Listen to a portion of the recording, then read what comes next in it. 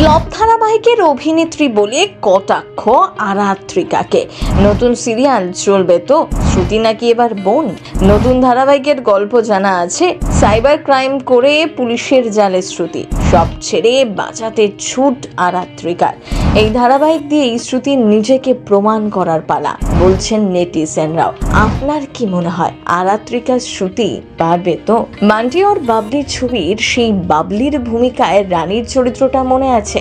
শ্রুতিকে এই ধারাবাহিকে দেখতে লাগছে ঠিক তেমনটাই, ইমেজও একই বলা যায়। আরাত্রিকা সাদামাটা ঘরোয়া, তবে গভীরতা আছে তার চরিত্রের মধ্যে। আসছে নতুন ধারাবাহিক জোয়ার ভাটা।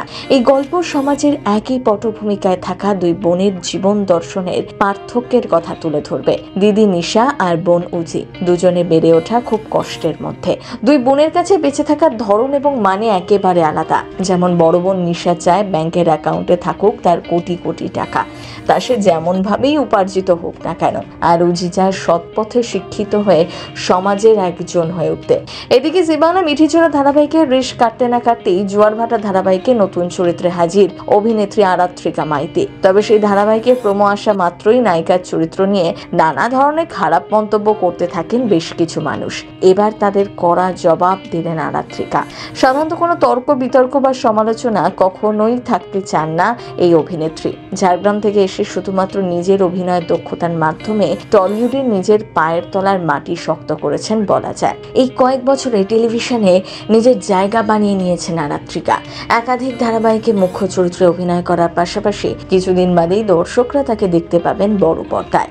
হ্যাঁ, সৃজিত মুখোপাধ্যায়ের পরিচালনায় লহ গৌরাঙ্গের নামের ছবিতে বিষ্ণুপ্রিয়ার চরিত্রে অভিনয় করছেন আরাত্রিকা। আবার সেই ছবির কাজ শেষ করতে না করতেই নতুন ধারাবাহিকে কাজ শুরু করে দিয়েছেন এই অভিনেত্রী। কেউ কেউ কটাক্ষ করলো দর্শকদের অন্যতম প্রিয় ধারাবাহিক ছিল মিঠিচোরা, আর সেখানে রাই ছিল সবচেয়ে প্রিয় চরিত্র। কিন্তু রাইয়ের দুঃখ যেন মেনে নিতে পারছেন না দর্শকরা।